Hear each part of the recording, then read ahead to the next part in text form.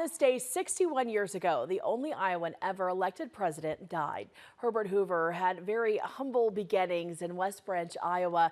And as Larry Wentz reports in tonight's edition of We the People, he had a major impact on the American way of life. Within these libraries are thrilling records of supreme action by the American people.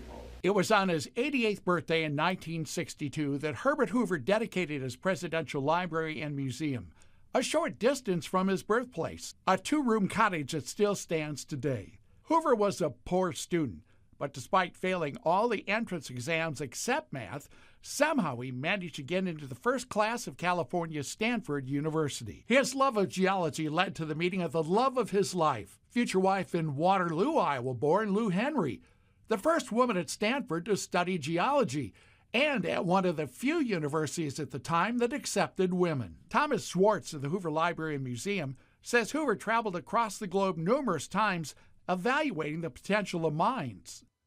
At the age of 40, at the time that World War I began, he was a millionaire. But Hoover would eventually turn his passion to humanitarian efforts. What others refer to as stealth philanthropy, helping others without them even knowing it.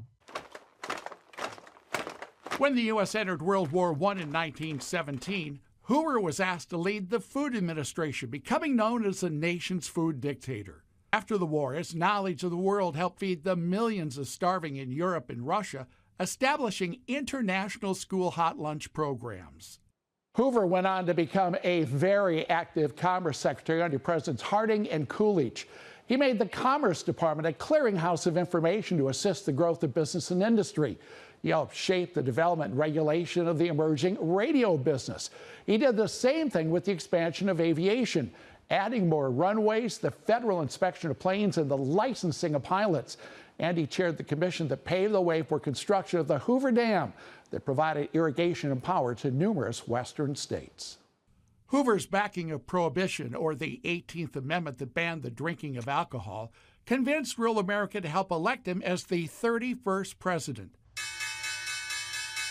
But months after taking office, the stock market crash of 1929 ushered in the Great Depression. I am prepared, under my constitutional duty. Hoover's Democratic opponent Franklin Roosevelt winning a landslide victory in the 1932 election.